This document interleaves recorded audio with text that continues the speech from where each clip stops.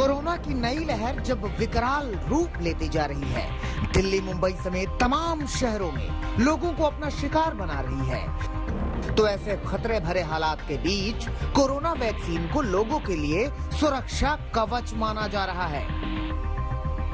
बढ़ते संकट के बीच कोरोना वैक्सीन की अहमियत क्यों बढ़ गई है, इसे समझने के लिए पहले आंकड़ों के आधार पर कोरोना महामारी का अध्ययन करने वाले आईआईटी कानपुर के प्रोफेसर मणीन्द्र अग्रवाल का ये बयान सुनिए। उन्होंने वैक्सीन नहीं लगवाई है, उनको वैक्सीनेशन करने की, क्योंकि इस बार बड़ा स्पष्ट रूप से दिख रहा है कि जो भी लोग की तबीयत ज्यादा खराब हो रही है, ऑक्सीजन की आवश्यकता पड़ रही है, लगभग सभी ऐसे लोग हैं जिन्होंने एक भी वैक्सीन नहीं लगवाई। तो ये सबसे महत्वपूर्ण मुद्दा है कि हम स्वयं अपना ध्यान अच्छे से रखें, वैक्सीन अवश्य लगवाएं। साफ है कि जिन लोगों ने कोरोना वैक्सीन की दोनों डोज ले रखी है, अगर वो महामारी की नई लहर की चपेट में आ भी रहे हैं, तो उनमें से ज्यादातर को अस्पताल तक जाने की जरूरत नहीं पड़ रही है। यही वजह है कि रविवार को कोरोना के हालात पर हुई समीक्षा बैठक में प्रधानमंत्री नरेंद्र मोदी ने सबसे ज्यादा जोर वैक्सीनेशन पर ही दिया है। बैठक में पीएम मोदी ने निर्देश दिया कि देश में मिशन मोड में वैक्सीनेशन किया जाए। इसके साथ ही पीएम ने बच्चों के वैक्सीन ड्राइव को तेज करने को भी कहा। पीएम मोदी के इस निर्देश के पीछे सबसे बड़ी वजह यह है कि कोरोना के बढ़ते मामलों के बीच लोगों की जीवन पर खतरा कम से कम हो, क्योंकि जानकार ये मानते हैं कि करीब 2 साल बीत जाने के बाद भी कोरोना का अब तक कोई रामबाण इलाज सामने नहीं आया है, लेकिन वैक्सीन लोगों के लिए सुरक्षा कवच बन सकती है। एक बात तो हमको मान के चलना है कि चाहे कोई भी वेरिएंट हो, चाहे वो डेल्टा था, चाहे वो उससे पहले वेरिएंट था और यहाँ अब ओमिक्रॉन है, हर एक में प्रिकॉशन ही सबसे इम्पोर्टेंट है, जिसको कोविड एप्रोप्रिएट बिहेवियर हम कहते हैं। यानी कि सोशल डिस्टेंसिंग, हैंड हाइजीन, अपना मास्क लगा के रखें एंड वैक्सीनेशन की जिस तरह से चल रही है वैक्सीनेट करें। बचाना ही सबसे इम्पोर्टेंट है। अभी भी अगर कोई कहीं रामबाण है किसी बीमारी के लिए, तो अभी तक आया नहीं है।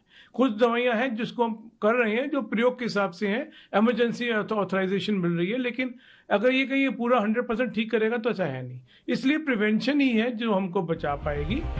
आंकड़ों के मुताबिक भारत में अब तक कोरोना वैक्सीन की 152 करोड़ से ज्यादा खुराक दी जा चुकी है और देश में 63% से ज्यादा आबादी को वैक्सीन की दोनों डोज दी जा चुकी है।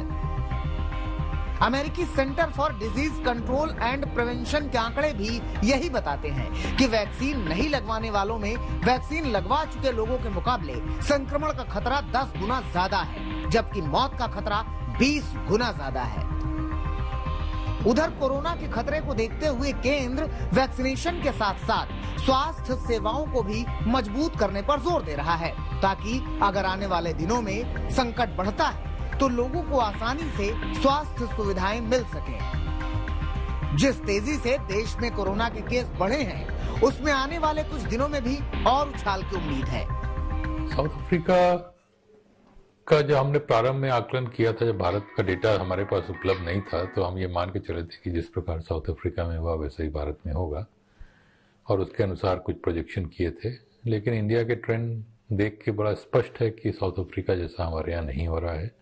साउथ अफ्रीका से कहीं अधिक ये इन्फेक्शन फैल रहा है, और उसका कारण एक ही दिखता है कि हमारे यहाँ ओमिक्रॉन जो है वो लोगों की इम्यूनिटी जो पुरानी थी, चाहे वैक्सीन वाली हो या इन्फेक्शन वाली हो, उसको बाईपास कर रहा है। यही वजह है कि पीएम मोदी की समीक्षा बैठक के बाद केंद्र सरकार ने राज्यों को चिट्ठी लिखी है, जिसमें स्वास्थ्य सुविधाओं को बेहतर करने के निर्देश दिए गए हैं। राज्यों को लिखी गई चिट्ठी में कहा गया है कि अस्पतालों में बेड बेहतर किए जाएं। इसके साथ ही मरीजों से इलाज का ज्यादा खर्चा न वसूला जाए।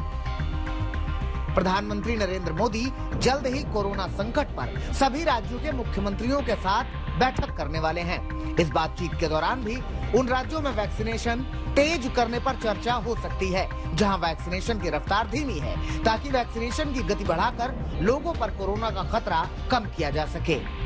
दिल्ली से अशोक सिंघल और हिमांशु मिश्रा के साथ आज तक ब्यूरो।